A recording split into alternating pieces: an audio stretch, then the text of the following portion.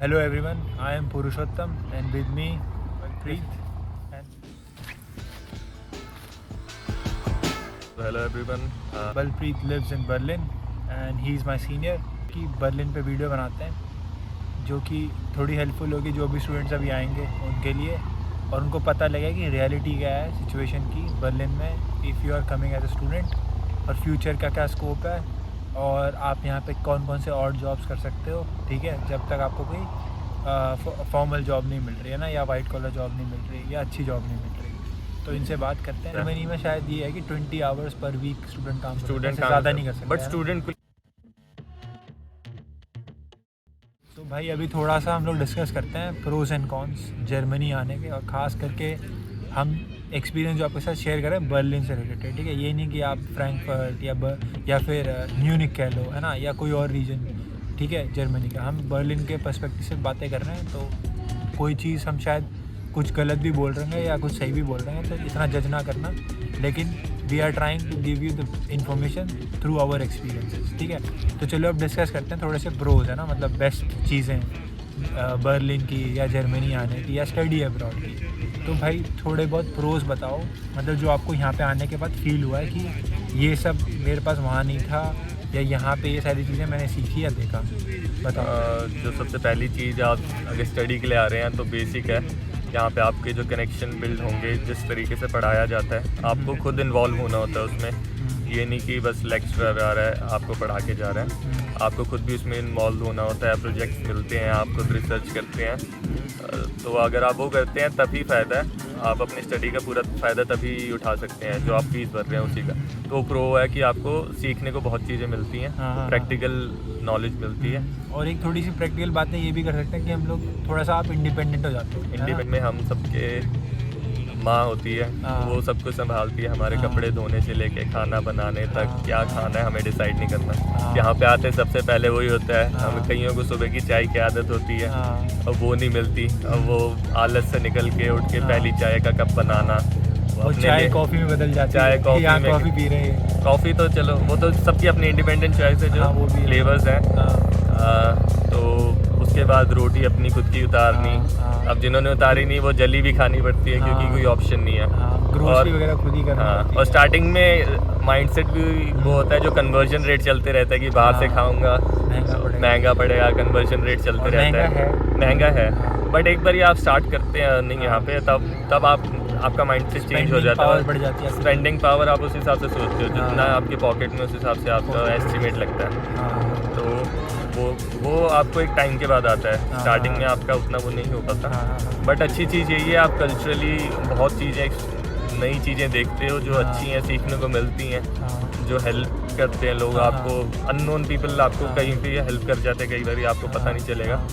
तो वो ओवरऑल जैसे जर्मन लोगों के बारे में कहते हैं कि भाई थोड़े से वो क्लोज्ड होते हैं, ऐसा कुछ आपने एक्सपीरियंस करा या कुछ ऐसा आपका पर्सपेक्टिव है जर्मन्स को लेके? ऐसे मैं नहीं कहूँगा कि शॉर्ट बताओ, बट थोड़ा बहुत एक आइडिया दे दो लोगों। जितना मेरा एक्सपीरियंस रहा है, क्योंकि मैं घूमता फिरता कुछ ज़्यादा ही, मैं इतना बर्लिन के बाहर नहीं घूमा, बट बर्लिन में मैं जितना घूमा हूँ, मुझे मतलब स्टार्टिंग के 3 महीने में बर्लिन याद हो गया था कहाँ है। तो पीपल से इंटरेक्शन होती है, पब्लिक ट्रांसपोर्ट जा रहे हैं जैसे हो रहे हैं, तो वहाँ पे आप अगले को रिस्पेक्ट दोगे, स्माइल दोगे कि हाँ मिल रहे हैं, तो वो आपको रिस्पेक्ट करेगा। कभी कोई वो नहीं कि आपसे रूडली बिहेव करें या कुछ। अगर आपको हेल्प चाहिए तो हेल्प भी करते हैं, ऐसी कोई बात नहीं है। बट अगर आप डिसरिस्पेक्टफुल हो रहे हो तो वो उनके मतलब जो दिल में है वो उनकी ज़ुबान पे है, तो हमें लगता है कि वो रूड है। तो अगर उन्हें कुछ बुरा लगता है वो उसे बोल देते हैं, तो लोग उसको जज करते हैं रूडनेस के टाइप में। But if you see the other side, उनको जो बुरा लगा उन्होंने सामने अपना कह दिया, तो वो बस उसकी वही एक सिक्के दो पहलू देखने का तरीका है, तो बस वही है। तो आप उसको रूडनेस की तरह जज कर सकते हैं या फिर देख सकते हैं कि इसमें मेरी क्या गलती थी या क्या सिचुएशन थी, बस उसको आगे के लिए सीख ले सकते हैं। चलो ठीक है, ये तो हो गया कि मतलब एजुकेशन वगैरह डिफरेंट है, एक्सपीरियंस थोड़ा डाइवर्स एक्सपीरियंस हो जाएगा आपका यहाँ आने के बाद, एक्सपोजर मिल जाएगा। ये सब रियलिटी है भाई लाइफ की, और थोड़ा इंडिपेंडेंट आप रहोगे तो चीज़ें जल्दी और फास्ट पेस में सीखोगे। ठीक है, उसके अलावा थोड़ा सा कॉन्स का डिस्कस करते हैं कि भाई जब अकेले आ गए हो यहाँ पे, इतनी दूर है ना, आप पढ़ रहे हो, फीस वगैरह खुद ही उठा रहे हो, ठीक है, तो लोगों को कई बार लगता है कि भाई ओवरवेलमिंग सा फील होता है ना, तो थोड़े कॉन्स भी हैं कहीं ना कहीं। तो थोड़े थोड़े बहुत जो कौन इनको फील हुआ है यहाँ पे बर्लिन में रहने के बाद, तो वो डिस्कस करते हैं। आप जैसे छोटा सा कौन, मेरे को यूरोप में आने के बाद ये भी लगता है सीलिंग फ़ैन होती नहीं है, और यहाँ ज़रूरत भी नहीं है क्योंकि गर्मियाँ इतनी मतलब लंबी होती नहीं है ना। तो एक तरीके से कौन्स पे हम आपको कौन बताऊँ, और जैसे मेरे को जो लगता है लैंग्वेज का, है ना, लैंग्वेज तो लैंग्वेज का एक है, तो क्या क्या मतलब कभी आपको लगता है कि लैंग्वेज लोगों को सही में सीख के आनी चाहिए? फॉर श्योर, क्योंकि लैंग्वेज ही है। हाँ। अगर आप उनको समझ पाओगे, अपनी बात समझा पाओगे, तो उससे हाँ। अच्छी कोई बात नहीं है। हाँ। अगर आप बात ही नहीं कर पा रहे, उनसे हाँ। समझा ही नहीं पा रहे, तो हाँ। कोई सॉल्यूशन ही नहीं निकल पाएगा उस बात का। हाँ। तो क्योंकि वही बेसिक है। हाँ। अगर आपको लैंग्वेज आती है तो हाँ। बहुत अच्छा है, अगर मुझे नहीं आती। कम्युनिकेशन बहुत इंपॉर्टेंट बहुत होता है, तो important है। एक तरीके से अगर आप नहीं सीख पा रहे तो बहुत बड़ा आपके लिए आपके लिए ड्रॉबैक है। स्टार्टिंग में आपको ऐसे लगेगा मैं कहाँ आ गया। हाँ। आपको जो जितना आपको होम से किया ओवरवेलमिंग फील होना है, हाँ। उससे 2 गुना 3 गुना फील होगा। इन सब चीज़ों से उभरने के लिए मैं बोलूँगा यार, काउच सर्फिंग, फेसबुक पे इवेंट्स वगैरह देखो, संडे वीकेंड्स वगैरह पे फ्री इवेंट्स कुछ होंगे, जाके ज्वाइन करो। कुछ नहीं होगा भाई, तुम भले इंट्रोवर्ट हो, तुम चले जाओ, लोग तुमसे बात करेंगे अपने आप। तुम थोड़ा सा खुद भी एफर्ट मारो, है ना, तो अपने आप ही डाइवर्सिफाइड जगह है ना। तो यहाँ पे डाइवर्सिटी बहुत है, तो अलग अलग लोग आए हुए हैं भाई, तुम्हारे जैसे भी बहुत लोग हैं, तो सबसे मिलो जाके और इवेंट्स वगैरह में पार्ट लो, ठीक है। उसके बाद एक दूसरा ड्रॉबैक कह सकते हैं वेदर, है ना, पोलैंड में भी सेम है, यहाँ भी सेम है। यहाँ पे तो भी भाई थोड़ा वेदर के बारे में बताओ, क्या लोगों को प्रिपेयर होकर आना चाहिए वेदर के लिए, या कपड़े वपड़े लेके आए इंडिया से, जूते वूते, या नहीं लाए? अपना सबसे बेसिक जो है वेदर, यहाँ पे जैसी बारिश होती है, हवा चलती है, वैसी ठंड बढ़ जाती है। हाँ, तो बर्फ बहुत भले गर्मी आपकी हाँ। कल आपकी 30 डिग्री सेल्सियस थी, हाँ। आज आपको ठंड लगनी है। आपकी हाँ। जैकेट हमेशा बाहर होनी चाहिए, हाँ। आपके कंबल तैयार होनी चाहिए। हाँ। तो वो बेसिक है वेदर का यहाँ पे।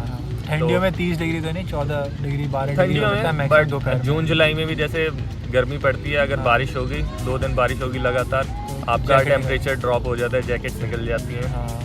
तो आपको उसके लिए प्रिपेयर रहना चाहिए। ये नहीं हाँ। कि गर्मी में बारिश हो रही है तो इतना हाँ। फ़र्क नहीं पड़ेगा, आप बाहर निकलोगे बीमार हो जाएंगे तो वो हाँ। सही नहीं रहेगा आपके लिए। अब एक दूसरी बात मेरे को ये बताओ, इसका अगर मतलब जैसे जर्मनी कोई आ रहा है, वीज़ा एक्सटेंड वगैरह कराना है, तो कहीं ना कहीं यहाँ का टेम्परेरी रेसिडेंस लेना एक कौन है कि नहीं है, कि मतलब टाइम लगता है कि लगता है, टाइम कंज्यूमिंग यहाँ पे कितना टाइम बर्लिन में स्पेसिफिकली बहुत लंबी लाइन लगी है इसके हाँ। प्रोसेस में, बहुत क्यू लंबी क्या है। प्रोसेस होता है? प्रोसेस आपको यहाँ पे हाउस Date लेनी पड़ती है सब? या हाँ। You have to take an appointment. यहाँ पे हाँ, हाउस लेंडर कितने टाइम में मिल रही है आजकल? हाँ। मैंने जब ली थी मुझे 1 महीने से ऊपर लग गया था, और एक वो भी महीने। रैंडमली। मैं जब बैठता था मुझे नहीं मिलती थी, एक बारी गलती से रैंडमली मैंने खोल हाँ। लिया, हाँ। मुझे उसी वक्त मिल गई, तो अच्छी किस्मत थी। हाँ। बट लोगों को टाइम लग जाता है। उसके बाद क्या प्रोसेस है, कितना टाइम उसके लगता बाद है? अगर आपकी डेट आ गई तो आपको डॉक्यूमेंट्स जो उसमें लेके जाने, रिक्वायर्ड डॉक्यूमेंट्स उनको दिखाने हैं, उसके बाद क्या देते वो हैं? वेरीफाई करते हैं। उसके बाद कुछ आपको प्रूफ देते हैं कि आपका हाँ, process पेमेंट start हो हो गया? जाता है, आपको एक ईमेल में सर्टिफिकेट आ जाता है कि आपका वो सर्टिफिकेट आपका एक वीज़ा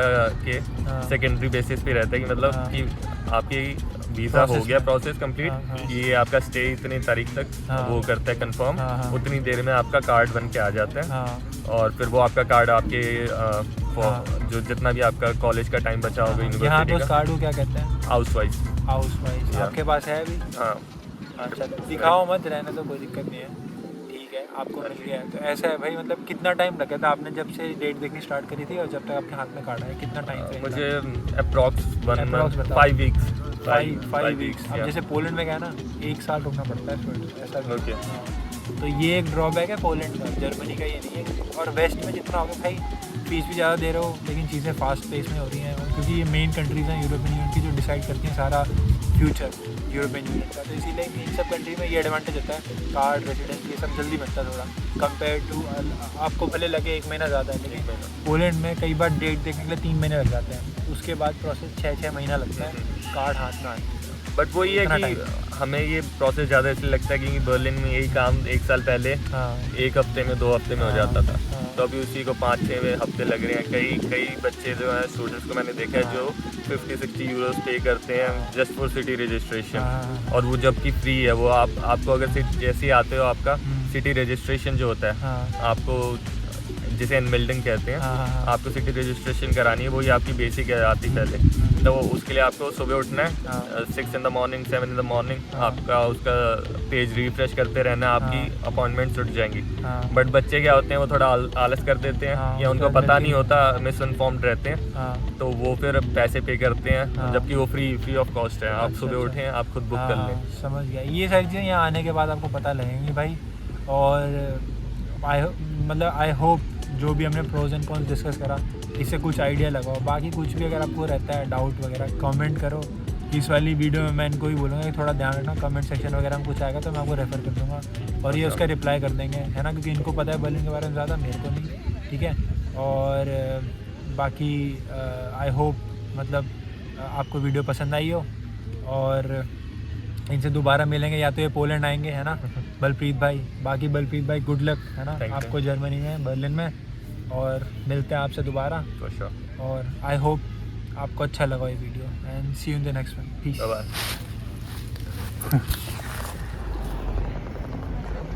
बाय बाय पाजी, bye bye. Thank you so much. कोई नहीं, इतना भी ना करा तो क्या फ़ायदा।